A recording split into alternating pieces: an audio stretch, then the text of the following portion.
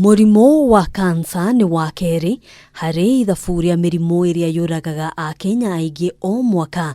Ithabu riri rigicuniria andu ngiri mirongo itatu na itano, giki ari gicunji kia mirongo mugwanja hari igana kia andu aria makurikanaga mari na murimu uyu o mwaka.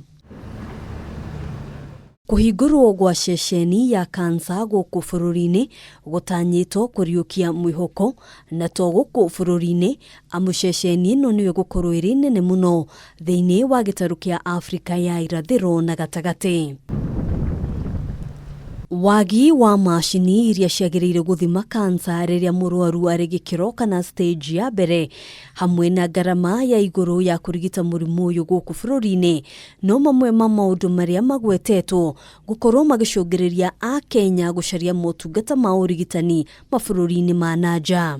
The facility coming up behind this building, the Integrated Molecular Imaging Center, or as I call it, the Center of Hope, is on the verge of revolutionizing this by offering our people a fully comprehensive hospital with prevention, screening, diagnostics, treatment, survivorship, and palliative care services. O mwaka akenya mahuthagira shiringi bilioni 8 gucaria motungata maya mabururi-ini ma ruraya undu uria utigite family nyingi na ukia munene. Gone will be the days when our loved ones perished because of poor screening, misdiagnosis, or inaccessibility to treatment.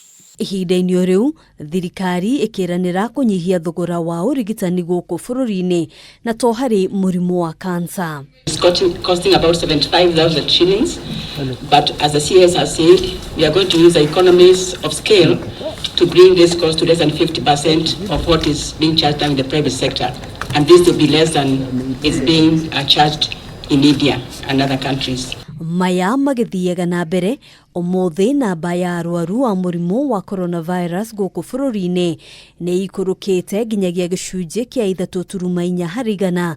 Minister wa ugima wa mwiri Mutahikagwe akiuga kwa ihinda ria ciumia ciganona Kenya ni ihotete gukorwo ikiandikithia namba ya thi na gicunji gia 5 hari igana.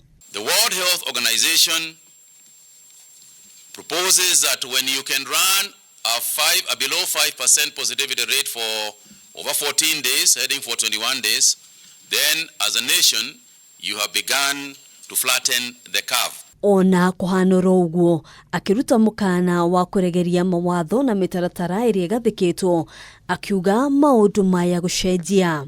If you look at what is happening in the UK, what's happening in Spain, what is happening in Italy, Germany and France and other countries in Europe, then we have no choice but to be cautious for that second wave that is always a possibility. But today, 130 persons tested positive from a sample size of 3,874, which means that once again, we had a positivity rate that is below 5% at about 3.4%. Hadwini ha Kameme TV, Jitagugina, Wawadurwa.